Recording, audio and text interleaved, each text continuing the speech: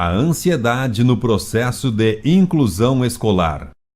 Professor Dr. Emílio Figueira, psicólogo, psicanalista e escritor. Hoje falamos muito de inclusão social ou escolar, esse novo modelo que retirou todo aquele caráter médico que envolvia questões referentes às pessoas com deficiência.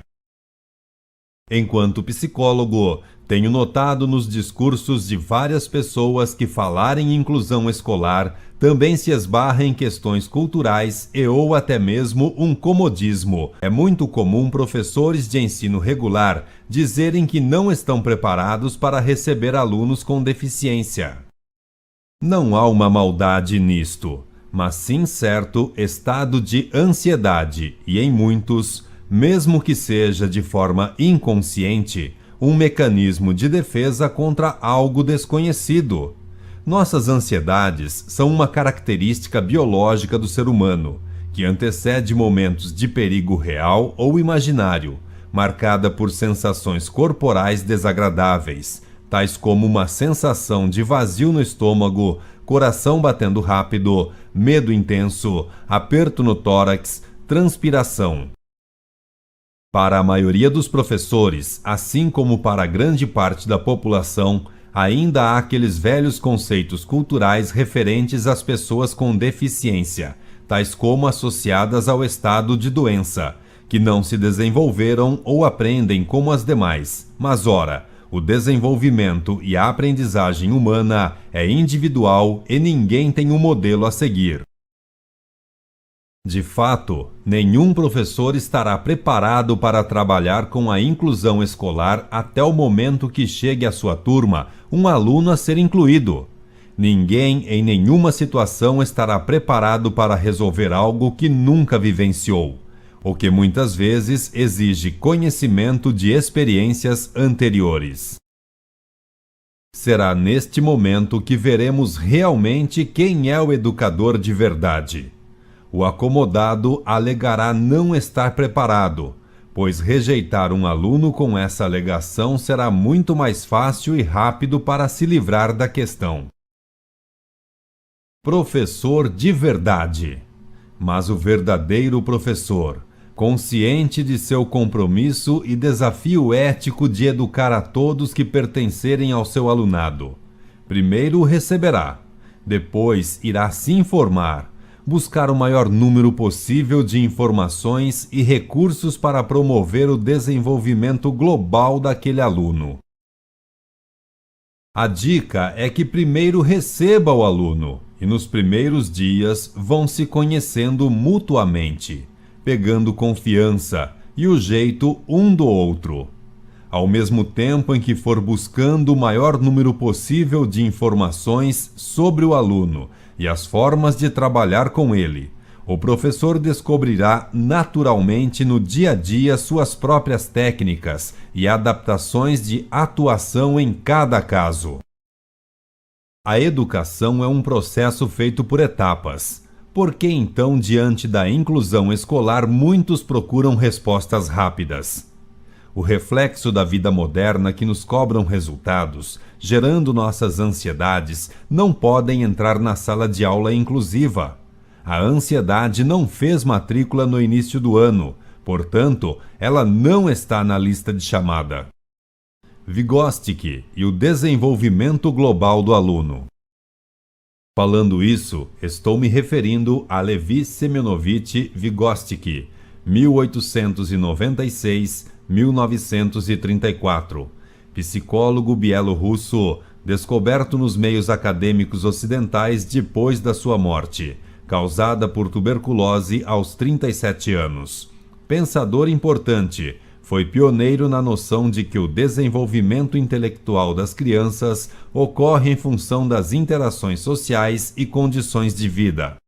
Em Obras Completas, Elementos da Defectologia, Vygotsky abordou de forma pioneira e sistemática assuntos relacionados à criança ou pessoa com deficiência com grande significado, gerando ideias e um novo modo de ver tais questões, descrevendo que essas pessoas têm dois tipos de deficiências.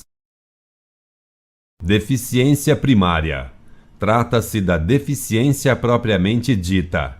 Impedimento, dano ou anormalidade de estrutura ou função do corpo, restrição, perda de atividade, sequelas nas partes anatômicas do corpo como órgãos, membros e seus componentes, incluindo a parte mental e psicológica, com um desvio significativo ou perda. Deficiência secundária. São as consequências, dificuldades e desvantagens geradas pela primária. Tudo aquilo que uma pessoa com deficiência não consegue realizar em função de sua limitação. Uma situação de desvantagem às demais pessoas sem deficiência, podendo o indivíduo encontrar limitações na execução de atividades, restrições de participação ao se envolver em situações de vida em ambiente físico, social e em atitude na qual as pessoas vivem e conduzem suas vidas. Atuação do professor. A partir dessa divisão, Vygotsky passou a defender que profissionais de saúde e educadores precisam focar suas atividades em ajudar a pessoa a superar suas deficiências secundárias e não focar principalmente nas deficiências primárias. Concentrando a atenção e estimulando as habilidades das pessoas com deficiência, podemos formar a base para o desenvolvimento de suas capacidades integrais. Partindo dos pressupostos gerais que orientavam a sua concepção do desenvolvimento de pessoas consideradas normais, Vygotsky focalizou o desenvolvimento de criança com deficiência, destacando-lhes os aspectos qualitativamente diversos, não apenas de suas diferenças orgânicas, mas principalmente de suas relações sociais.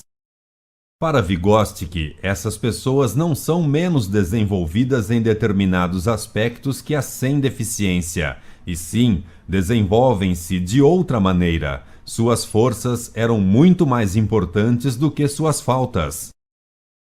Vygotsky rejeitava as descrições simplesmente quantitativas. Preferia confiar nas descrições qualitativas da organização de seus comportamentos.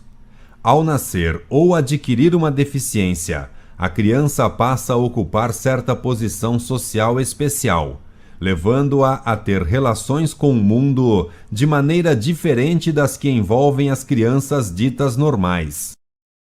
Quando digo desenvolvimento global, é porque entendo a inclusão escolar não só como o processo de transferir o conteúdo ao aluno, mas também promover de forma natural a interação social entre todos, um sistema de cooperação e convivência entre eles, noções de respeito entre as diferenças e, dentre outros aspectos, o desenvolvimento psicomotor dessas crianças. A criança, ao interagir com um mundo mediado por signos, transformará em consciência, e as funções superiores se originaram na relação com os objetos e com as pessoas, nas condições objetivas com a vida. Vygotsky afirmava que uma deficiência para o indivíduo, uma constante estimulação para o desenvolvimento mental.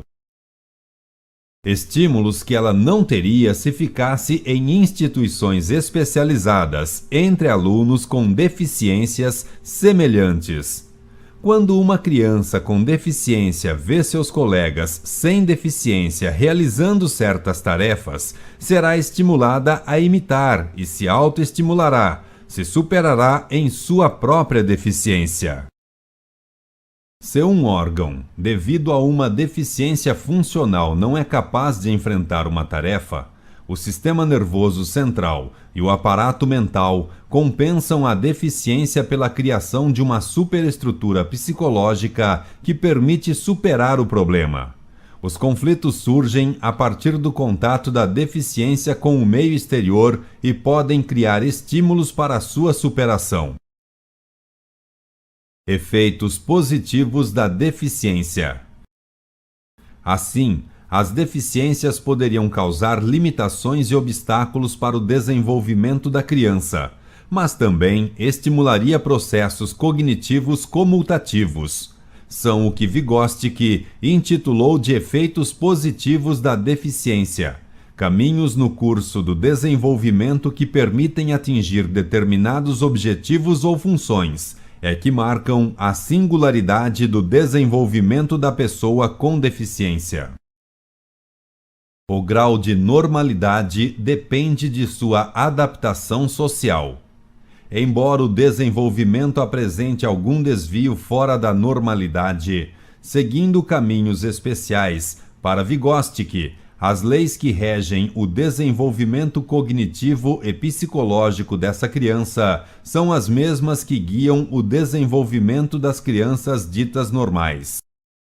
Talvez, conhecendo essa visão que Vygotsky descrevia sobre as crianças com deficiência, que o grau de normalidade depende da adaptação social, que os efeitos positivos das deficiências podem estimular o desenvolvimento cognitivo e psicológico de seus alunos com necessidades especiais, os professores poderão diminuir suas ansiedades, que nada mais são que a falta de um conhecimento prévio. Em uma visão geral do pensamento e escritos de Vygotsky, podemos concluir que, culturalmente, sempre atribuímos uma série de qualidades negativas à pessoa com deficiência, focando principalmente as dificuldades de seus desempenhos. Pouco conhecemos das suas particularidades positivas. Para Vygotsky, é impossível apoiar-se no que falta a uma criança, naquilo que ela não é. Torna-se necessário ter uma ideia, ainda que seja vaga, sobre o que ela possui, sobre o que ela é.